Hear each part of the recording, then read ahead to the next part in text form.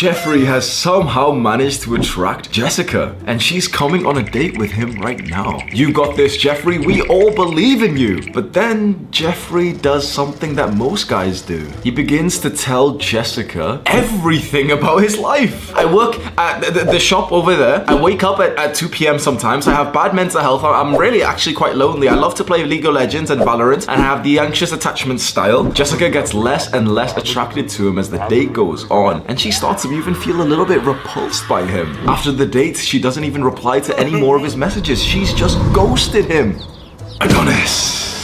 Adonis sees Jeffrey sitting alone and looking sad. Jeffrey, my boy, what troubles you? I was on a date with Jessica, but then when I told her everything about me, she got bored and left. Adonis, of course, knew what the issue was. She felt unattracted because you killed all the mystery, young Jeffrey. Attraction can only be intense when mystery is involved. Jeffrey thought about what Adonis had told him and realized where he had gone wrong. He told Jessica everything about his life. He followed all the normal advice that he'd seen up to this point in his life, that he should open up and talk about his interests and his hobbies and tell her everything. He will not make the same mistake again.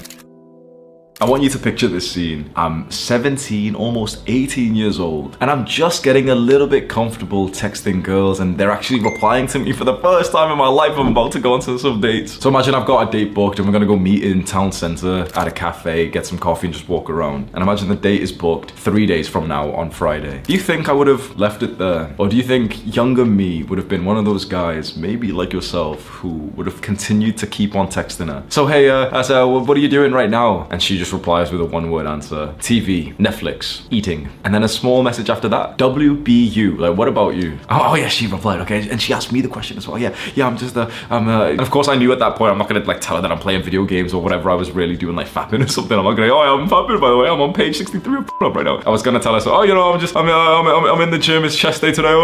It's having that kind of conversation where you ask her what she's doing and she asks you what you're doing, and you have this like friendly conversation. Is that truly, answer this question, is that truly gonna increase her attraction into you? Do you think that the guy who's actually good with girls, and I'm sorry to discuss you, but maybe the guy who has been with the girl that you've got a crush on, maybe the guy that she's currently waiting to text her back and he's taking a while, you know, the guy that your crush is chasing, is he texting her, hey, what are you up to? I'm just watching TV. Like, I mean, he might send her like a WYD text, like what you doing, in more of like, you know, a sexual tone of like, yeah, what are you doing? Come over, something. But you've probably seen this around you, that the guy that the girls actually go for aren't taking as much of an interest in them. And what's interesting is that the girls are taking an interest in these guys, and these guys aren't really ever answering the question that they ask. You know, I've got like such a weird piece of advice. It's like a tip that you can follow, which sounds so silly, but it works like such a crazy amount. Never answer a question of hers that's gonna kill the conversation. So just quickly for this tip, just when a girl texts you and she says, oh, hey, how are you? The thing is, you can be like 99% of other guys and be like, yeah, good, and how are you? And now you're just having a boring, stale, normal conversation with her. What you can do, which sounds so socially uncalibrated, but it works so much more effectively, is that if she does ask you some kind of question, or she leads the conversation down into a path which is going to destroy some of your mysteriousness, and it's going to lead into some boring part of the conversation. Oh, so how many brothers and sisters do you have? What you can simply do is just not reply to that question. Take a little bit of time and then just change the conversation. So your text history might be her saying, oh, so do you have any brothers or sisters? You don't reply for an hour or two, and then you reply with something like, let's get coffee tomorrow. It sounds silly, and a lot of guys will never attempt this, but that's maybe because a lot of guys don't realize just how important it is to be mysterious to the girl that you want to attract. Because let's see it from their perspective. And I'm not talking about, you know, what some girls on YouTube or TikTok say that they want from guys. Yeah, I just want a guy who opens up and communicates. What a girl says, especially in front of a camera or in front of other people, is not always what she truly wants. A lot of girls will openly, happily with a smile say like, yeah, I just want a nice guy, and then... So first of all, the videos that you've seen of girls even saying what they want, sometimes, or a lot of the times, aren't even truly what they want. Let's actually look at it from her primal brain. Imagine a woman as a cave woman, primal, animalistic, no social conditioning whatsoever. Because our brains are relatively the same as the caveman days. So she has these primal desires inside of her. What are they? Well, of course she wants a strong, masculine man who can provide and protect for her. And how can she tell that he is this strong and masculine man? Sure, she could, you know, she could look at you and see, okay, oh, he is strong. He goes to the gym. Nice. But you know, one of the greatest assets, one of the best things that happens in a woman's mind for you, that you're probably ruining with every girl that you speak to. Women's minds have a lot of fantasy. If she likes you, she will fantasize about you. And if she does not know what you're currently doing, most of the time, she will fantasize about you way more positively, way better than what you're actually doing. Her perspective of you, if she likes you, right? If you're some chump who's like, she's not replying to, then obviously like this isn't gonna help. But if she does have like a little bit of crush on you, maybe if she's met you for some dates, maybe if you've like kissed her or held her hand, or you've got it even more serious and intimate than that, if she does actually like you, trust me when I say that she is fantasizing about you just through the day, and she's wondering what you're doing. In the primal caveman days, you left the cave, and she's thinking of, I was gonna say the dinosaurs that you were beating up, but I don't think dinosaurs were, but you know, she's thinking of like, what if he gets hunted down by a saber-toothed tiger? No, he'd survive. Yeah, he'd survive. What if there's another caveman who's aggressive? No, he'd probably win because I've seen him fight. And if we just translate that to the modern day, and she, again, the caveat is that she likes you, well then she's thinking, wait, what is he doing right now? He's finished work, he's not replied just yet. Is he with other girls? No, he'll just be with his friends. I wonder which friends he's with. Maybe he's at the gym building muscle, but what if girls are looking at him when he's in the gym building muscle? Who is he messaging right now? And of course, you know, these thoughts are kind of a little bit negative, especially for her, you know, mental sake. But this is usually the dynamic of a woman who really looks up to, respects and values the man that she has in mind. She will fantasize about you and what you're doing as long as you stay mysterious. But imagine if she was gonna fantasize about you. Imagine if she was gonna think that you're doing these amazing things, and then you send her that dreaded message. Oh, hey, what you up to? I'm just watching TV right now. Fantasy destroyed. Mystery gone. Oh yeah, he's just watching TV. Okay, yeah, fair enough. Yeah, I'm watching TV too. But just before you sent that text, or maybe you met her in person and she said, oh, what did you do today? And you just blindly answer the question. Oh yeah, so today I woke up at 8 and then I went to the gym and I did some training and I did this and did this and this. Mystery destroyed. So I want to give you some actual like practical tips, like sentences that I personally say that you can kind of, maybe don't steal them exactly, but you know, make them like your version of them. And I'll give you a disclaimer that before I'm gonna tell you of some stories where, you know, I've remained mysterious and I've said like, you know, the right thing to a girl, it is gonna sound cringe when it's like me talking to you on the camera. Do you know what I mean? Like oftentimes when I try and give real practical tips, especially about dating and flirting, it always feels kind of cringe and uncomfortable because I'm not here with a woman right now. If maybe like, I wouldn't do this, but like if I recorded a video of me and my girl flirting, then that would be different. So I'm gonna tell you just logically in a dry sort of way of what I say and somewhat of how I say it. And so you can just kind of, you know, grasp an idea, but just understand that it's not gonna seem anywhere near as like good as it probably would be if it was actually with, you know, some woman that I'm flirting right here, right? So for example, in 2021, let's say through the COVID lockdowns, there's a girl that I matched with on Tinder. She's picking me up from my place and we're just gonna go drive and like listen to music. So she picks me up and we're driving over there and she said, oh, so what did you do today? And I already know what to kind of answer because I'm thinking, okay, I'm not gonna tell her the truth. Yeah, I woke up at 5 and then I was, you know, I'm on a dopamine detox, so I just don't really consume any bad dopamine. So then I had a cold shower because cold showers increase dopamine, which is really good. That Andrew Huberman said that it's really good. Then I brushed my teeth. I didn't floss in the morning because I floss at night and you don't really need, obviously I'm not gonna answer like that. Even if I did some fun stuff, right? So yeah, I went for a big run with a weighted backpack and then I set up my gym rings on the tree. It's like, it's not that attractive when you tell her. So again, this girl asks, what did you do today? My answer, you know, I'm laying back. It sounds cringe when you, oh yeah, I was like this, guys. I was such an alpha male, but like, hopefully you can find some value in this. I'm like pretending to be way more cooler than I actually am. I'm actually a bit of a geek. But I'm like laying back, arms up here in the car. So what did you do today? Bits. And she laughs like, haha, bits? What do you mean you did bits today? Yeah, I did bits today. And then like, you know, she's like laughing about it. Go on, tell me. And then, okay, we move. And I grab my phone, change the song and the playlist or whatever. Boom, test passed. And it sounds silly and you're probably thinking, well, I can't reply to a girl when she says, what did you do today? And I just say bits. That's like at least my vibe that's worked for me is I can answer with like a very short sentence of one word. Let's give you another one with the same question. Okay, what did you do today? If you answer this question honestly, that's a mystery killer. Oh yeah, today, okay. So we know we're not gonna answer it directly. But she says, what did you do today? And you look at her and say, guess. I don't know, you just went to work. And just look at her and just give her like a little grin. That. And she's like, what are you laughing about? What did you do? What?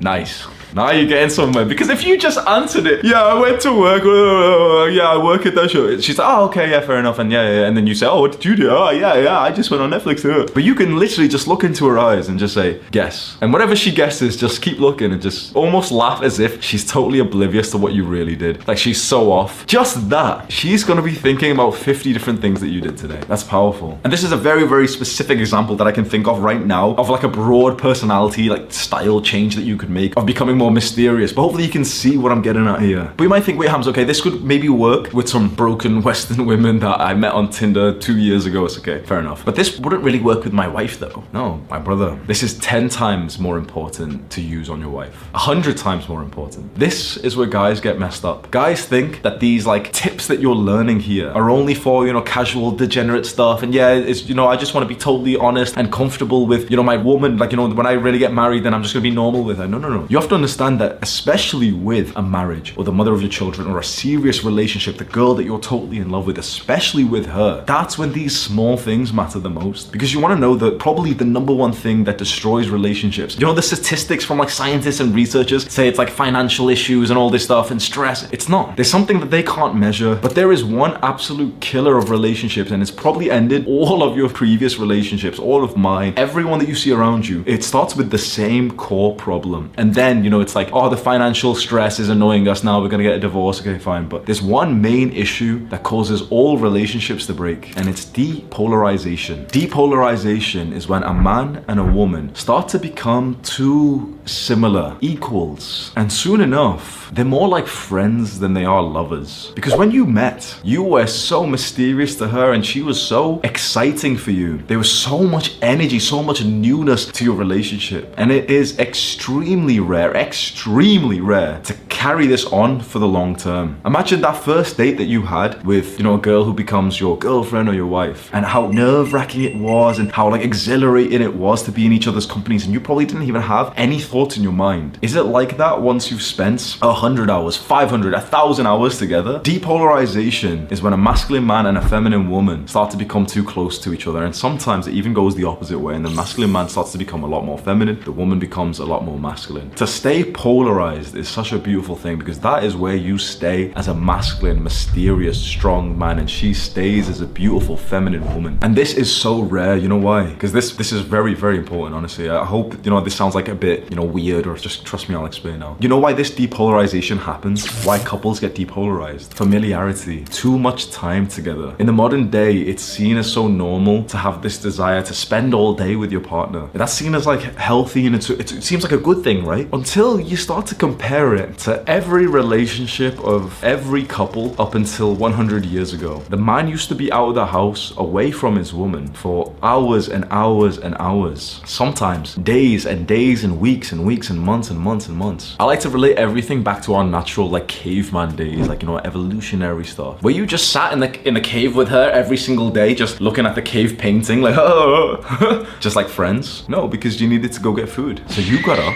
you trained every day, you became more and more athletic, and then you went out on the hunt, and she genuinely did not know if you were coming back. And you were gone for maybe hours sometimes days. Think about that right now. I know it's like, you know, it seems silly, caveman, but just really think, okay, just genuinely think if that was reality. If we were cavemen, you're in the cave right now with your woman. You can't even like speak English, but you can communicate in the language of love. And it is wild and passionate at the times that you have together. Animalistic. And it's time for you to go hunt. And she's dreading this moment because she's terrified. She doesn't know what's gonna happen, but she believes in you, and you go. You leave that cave, and she's just sat there a little bit anxious, maybe a lot anxious, just waiting for you. And imagine that moment after she's been waiting and waiting and waiting and waiting and waiting, scared by herself, that you return with a massive boar on your shoulders. Imagine how your woman would look at you then. Imagine, you know, that instant presence of love. As soon as you'd lock eyes into her, how different would your energy be? How passionate would you be with your woman at that kind of moment when you've just disappeared for hours, maybe days? Genuinely think she's like, literally imagine that. She has literally woken up, went about the entire day and gone to sleep when you went out for the hunt. She has no idea where you are. She has hope that you're coming back, but she isn't actually that certain. And then you return victorious. Do you think you're gonna feel depolarized after that? Do you think that you're just gonna go sit down and watch some Netflix or some cave painting after that? Or do you think you're gonna drop the board down and walk straight over there and passionately ravish her straight away? And yeah, oh, caveman, okay, obviously it's like a silly example, but the modern day isn't that different, because you could go to war, metaphorically. You could leave the house, you could leave the area, you could go and do something exciting where she is waiting for you. It's destroyed this familiarity between you two. It has skyrocketed the mysteriousness inside of you. And then you come back and you are so polarized, so different from each other, so much energy and passion built up inside of you, that may be one of the best things for your relationship ever. And so if you compare what you've just imagined of this like caveman relationship relationship. To how couples these days are when they live together and they go to sleep next to each other reading the same book, and then they wake up and they kiss each other, and then they're watching Netflix, and it sounds so cute. It's so cute, isn't it? But then they do that tomorrow as well, and the day after, and the day after. And yeah, okay, the man goes to work, and maybe the woman does too, but the woman kind of knows, yeah, he'll be home at 6:30, and sometimes he's home at 6:45 because, oh wow, the traffic today. But they are very familiar with each other, and depolarization stems from familiarity.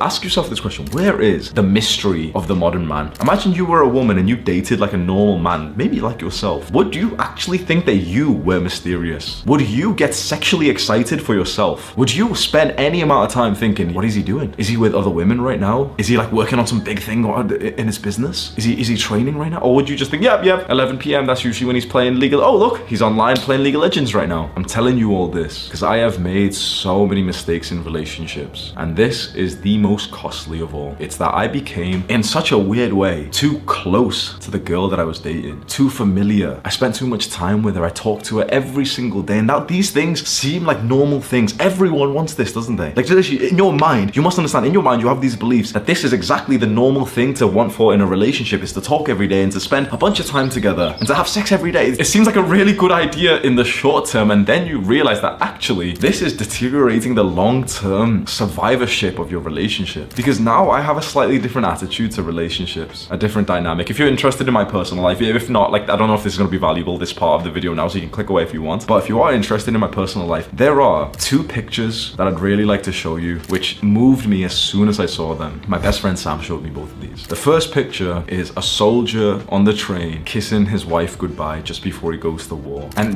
you know, there's the quote, like, a picture is like 1,000 words. I think you can see the 1,000 words straight away. He's going to war. His wife's gonna be neurotically anxious, so worried, not knowing what's gonna happen. He's filled inside with so much excitement and nervousness and love and so many different emotions, so intense. And as much as she doesn't want him to go, she actually needs him to go. Because it is this concept of going to war that is, I think, one of the most important for a normal, healthy, long-term relationship of a masculine man and a feminine woman. And we don't have this anymore, do we? We don't have this concept of like a guy going to war these days. Like, some countries are in war, but I'm saying for like, you know, the modern couple in like a country that's not actually war-torn. There's no such thing as going to war. Yeah, okay, oh, I'm going to work, honey, I'll be back in 9 hours. Imagine all that they're both gonna be feeling right now. Imagine even just leading up to this picture being taken. Okay, they know that June 11th, he's gonna be going off to war, you know, taking the train away to go to the training camp. Imagine the weeks, maybe even months before that, in that woman's mind and heart, she feels the coming pain of their separation. And so she is like on her best behavior, so is he. And they're so into each other because their time together is actually limited. And that seems like a bad thing, but that is so healthy. Their time together is limited because he is going to war next month. Do you think they're going to be spending time reading the newspaper, watching the television together? Especially imagine the last few days. Imagine how precious those last few days would have been for this couple. Of course, anxious and of course, nervousness for both of them. But imagine how much love would have been in the room and how passionate they would have been in those last few hours. Compare that to another couple of this exact same moment that you don't see. There's, you know, this other fictional character that's not in this picture of the guy on the train. Okay, this other guy, right? And he's got a wife as well. And he finds a way to not need to go to war. He's pretended to break his finger or faked a sickness or doctor's note or something, right? He's the lucky one because he gets to stay home with his wife and they're gonna have such an amazing time, aren't they? Imagine their dynamic right now and how passionate that couple would have been to this couple on the train. This couple on the train, it is their limited time together. So it's gonna be special. And yet that couple, if I'm imagining some overweight guy, I can't help but think, yep, that the kind of guy who wouldn't want to go to war is probably gonna be overweight. He's, you know, done something. He's gonna stay at home. And even his wife is saying it's a good thing. Oh yes, you know, I'm so glad that you're staying here. And then they have an argument in a few days. And then his wife seems to respect him a little less. And I'm sorry for being vulgar, but his wife seems to be drier physically. That's never happened before. And she doesn't really seem to be as sexually submissive as she used to be. But you know, that's all minor. Like, yeah, I get to escape war. I'm really lucky. And maybe they don't divorce or anything. You know, times were different back then. But their relationship is going downhill. They're getting more familiar with each other. He's lost all mysteriousness because he has to, you know, he has to sit at home, pretend that he's disabled or something, so he doesn't want to go to war. And his wife just sees him every, you know, she walks past every single day. He's just there reading the newspaper. Think about his existence. Is that a good? I mean, yeah, he saved himself. You know, oh yeah, you're definitely safe from war. Nice. But even inside of him, he's thinking, okay, I don't have to go to war. I'm getting kind of fat. My wife doesn't respect me anymore. I'm bored. She doesn't sleep with me like she used to anymore. I hate how she talks to our neighbor. Her cooking's been worse recently. She's going back to her mom's town for 3 days. I don't know if she's gonna like speak to any ex-boyfriends. I can't even trust her anymore. You see, abandoning your duty to go to war as a man, whether this is like literally or just metaphorically, you know, doing something very difficult where you're away from your woman for days or weeks at a time. It leads to resentment. It leads to this destruction of mysteriousness where she just sees you all the time. And this is what most guys are living, like the modern day equivalent of the guy who refuses to go to war, so he pretends that he's got a disability. Now he just sits at home every day. Most guys are that guy. Most guys, maybe they go to work for a few hours per day and then they come home and they just hop on their PC next to the girl. Yeah, I've got a gamer girlfriend. Things are so amazing, guys. We haven't had sex in the last 3 days. And you're thinking, oh no, but that's not going to be me.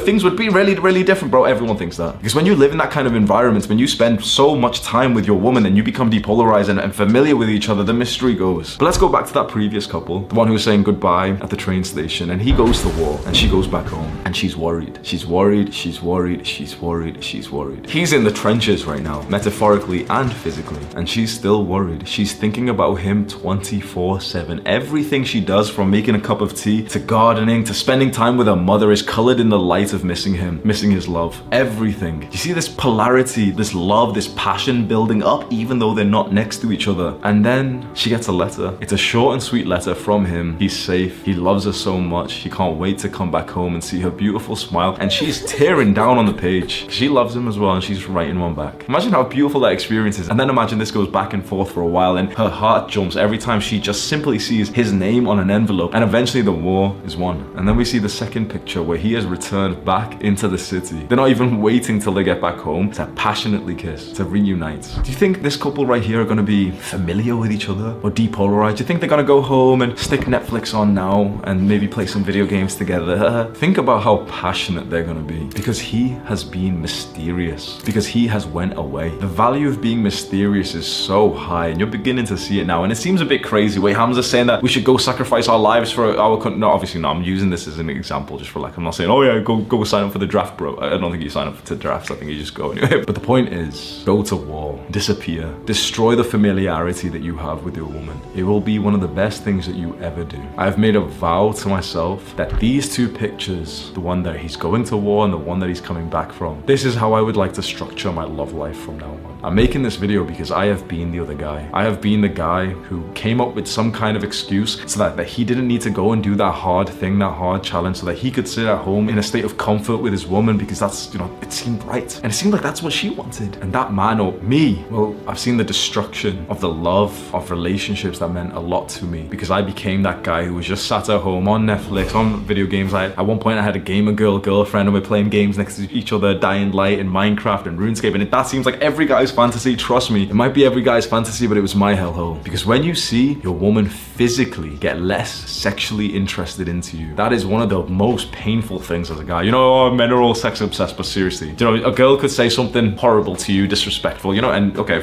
no, that's unacceptable, right? But the things that she doesn't say, but she can't help but do, she can't help but sometimes not be as, like, submissive as she used to be, and beautiful and supportive, and especially the sexual things that makes a man insecure. That messes with a man's mind. And so when you live like I have done for a large time with, you know, like women I've been with, and you become that guy who's just so familiar, who's not mysterious at all, you see the destruction of the love that once was the most beautiful thing in your life. It happens because as a man, you need to disappear. You need to have some kind of mission to go full focus into, with all these thoughts and nervousness and anxiety and all this emotion and thoughts and everything. You need to be willing to drop it all to go pursue something so incredibly difficult that requires everything from you, including some time away from your woman. And that, in such a weird way, is one of the most attractive things that you can do as a man. Once she's in love with you and you need to disappear for a few days for a business meeting or for some athletic competition, you get to live like those two pictures. Go to war. I don't really have anything to sell you on this channel. Like, the work and the videos I do are for free on YouTube, and there's some products that I do have, but I don't really, you know, push them to you or anything. What we've just started is YouTube channel membership. So if you want, like, an emoji next to your name when you comment, there's like a picture of Jeffrey, a little picture of Adonis. If you want that, I'm pretty sure it's like $5 or something. You can just have a look. It'll be linked in the description. It'll pop up as like a card right now. Click and watch this video right now. Do the hard work, especially when you don't feel like it.